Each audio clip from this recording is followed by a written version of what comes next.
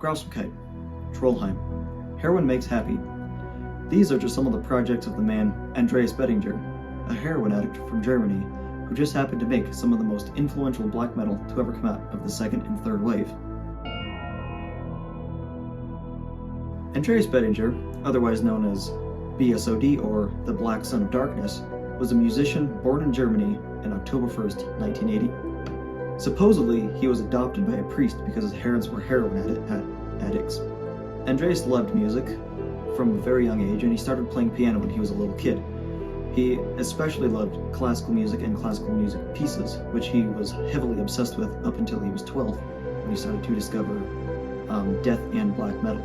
Some of his first recordings and projects started when he was just 14. He started one of the most prolific and insane black metal projects around this time, which is otherwise known as Grausamkeit.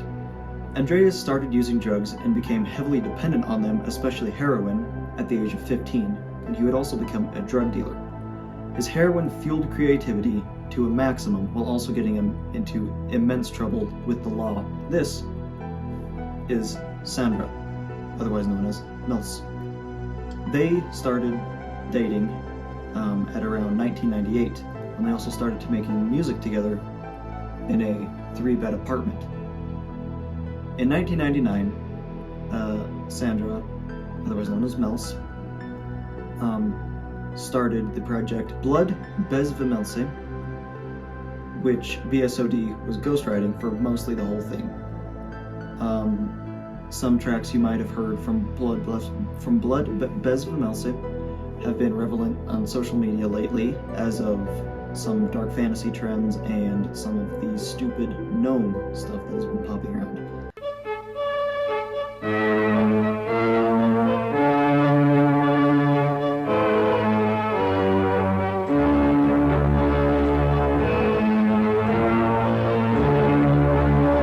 The Blood Blesvimels project mainly centered around Keller Synth and Dungeon Synth, which Keller Synth is a very odd genre, as you can tell.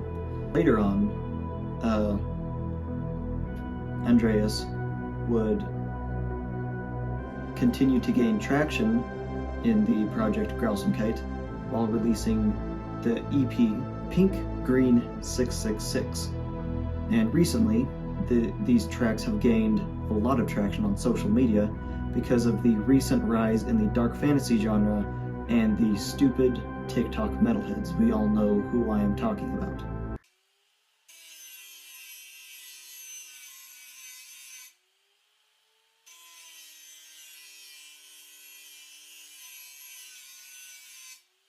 Before 2003, when his project started to gain traction, he was literally a nobody.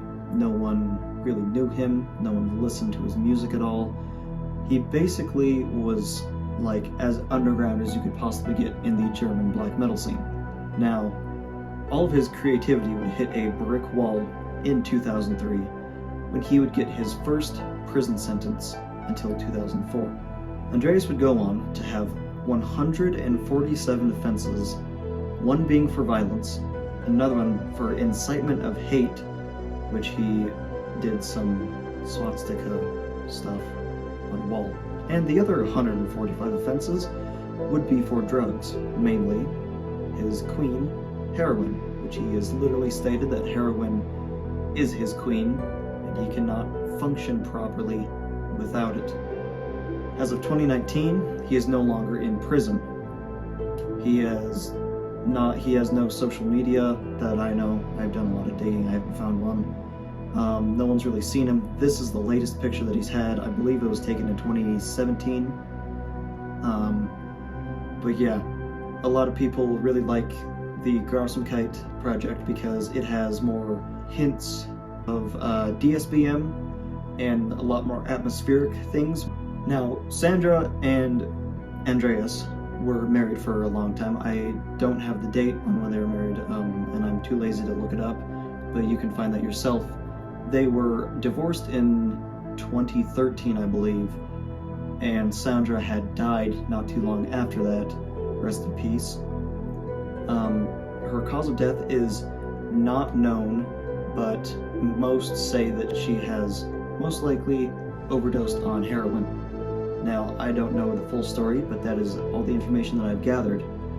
And please, if I have messed something up in this story or I've said something wrong, please forgive me. Anyways, thanks for watching. Go listen to my music on all platforms, and go watch all my other videos. Like and subscribe, comment, and goodbye.